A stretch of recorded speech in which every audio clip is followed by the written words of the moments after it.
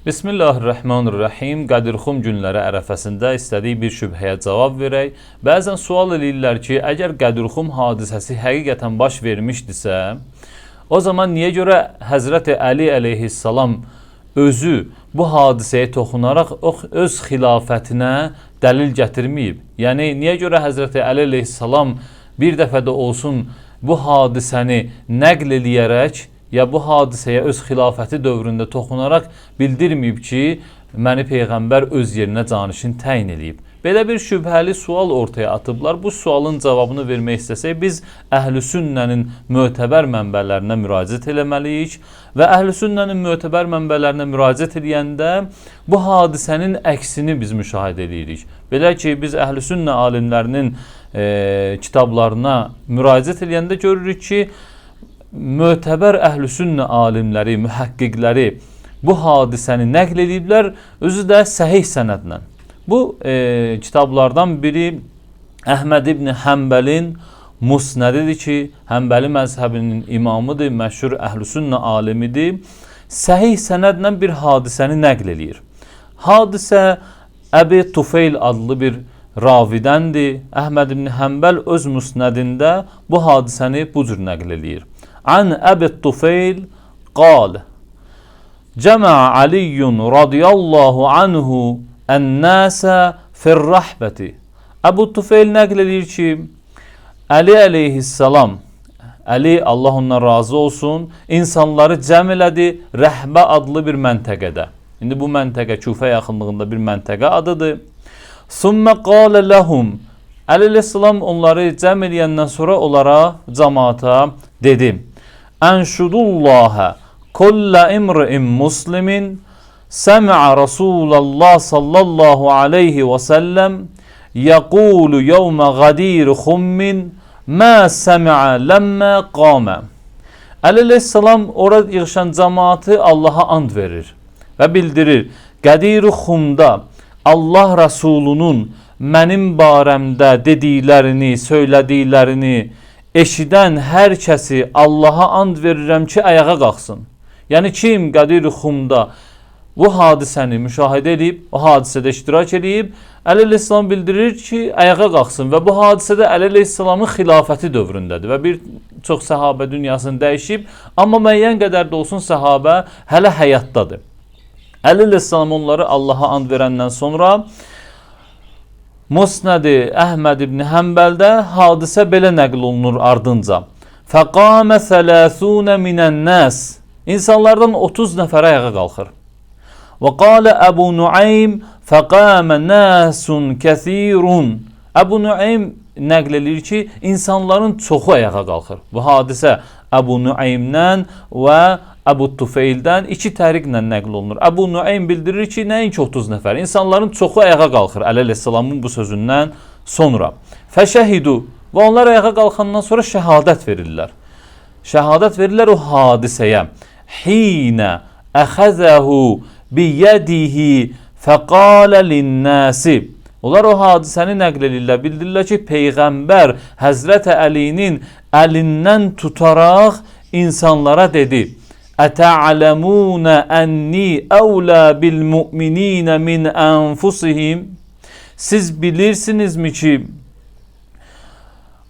həqiqətən mən möminlərə nisbət onların özlərindən daha üstünəm. Həqiqətən mən möminlərin özlərindən daha layiqəm. Mən övlayam onlara. Orada olanlar, o məclisdə iştirak edənlər dedilər: Qalu nəam. Dedilər: bəli, Allah Rasulü. Ey Allahın Rasulü, sən bizim özümüzə nisbət bizdən daha üstünsən. Qalu nəam ya Rasulallah. Dedilər: bəli, ey Allahın Rasulü. Qalə, Peyğəmbər sallallahu buyurdu: Mən kuntu mevləh fəhəzə mevləh. Əli əleyhissalamın əlindən tutur və onlara bildirir ki, mən sizin özünüzdən nisbətdə daha layiq deyiləmmi? Onlar dedilər: bəli. Ardınca Peyğəmbər sallallahu buyurur ki, mən kimin mövlasıyamsa bu da onun mövlasıdır. Ardınca Peyğəmbər sallallahu buyurur: Allahümmə valimən valahu və adimən adahu. Allahım, ey mənim Rəbbim, onunla dost olanla dost ol Dua eləyir Həzrət Əlinin barəsində. Onunla düşmən olanlarla düşmən ol. Qalə, həmin bu ravi deyir, fəxərəctu və kəənnə fi nəfsi şeyən. Əbu Tufeyl təəccüblənir. Belə bir hadisəni ki müşahidə eləyir, təəccüblənir, təəccüb bürüyür onu. Necə ki indiki zamanda bəzən görürsən ki bu hadisəni eşidənlər təəccüblə qarşılayır. Həmən halı Əbu Tufeyl, o hadisəni nəql edən həmən halı yaşayır. Deyir ki, qalə fəxərəctu və kəənnə fi nəfsi şeyən. Mən o məclisdən xaric oldum, sanki özümdə narahatçılıqlar hiss edən halda. Fələqitu Zeyd ibn Ərqam. Getdim Zeyd ibn Ərqəmin sorağına ki, əshab-ı Peyğəmbərdən idi. Zeyd ibn Ərqəmi gördüm.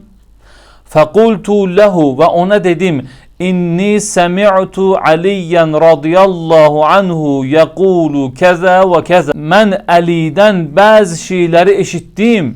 Kəza və kəza. O eşitdiklərini Zeydə deyir. Yəni Əli əleyhissalam cəmaatı yığdı, onlara Allaha and verdi və bildirdi ki, Peyğəmbərin mənim barəmdə dediklərini kim eşidibsə qalxsın və insanlar qalxdılar, şəhadət verdilər o hadisəyə.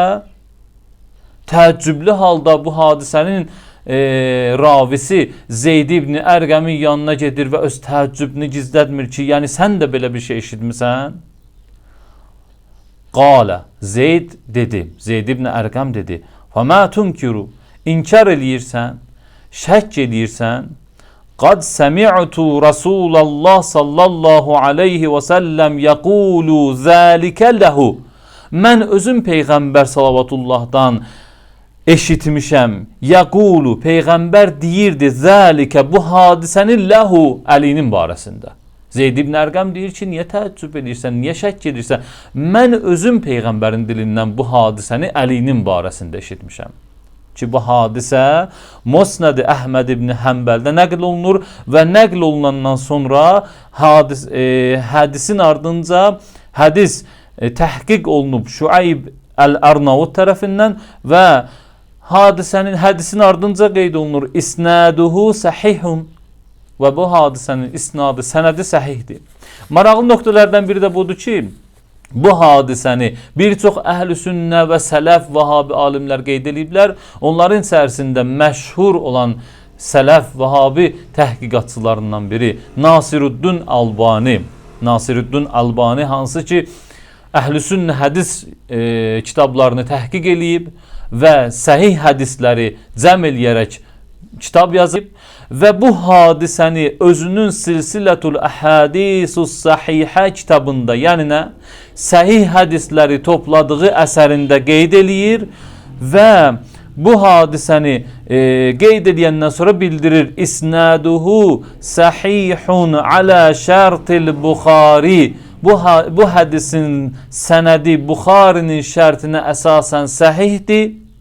İstəyənlər müraciət eləsinlər. Silsilətul Əhadisi Səhihə cild 4 səhifə 331 və hədis 1750.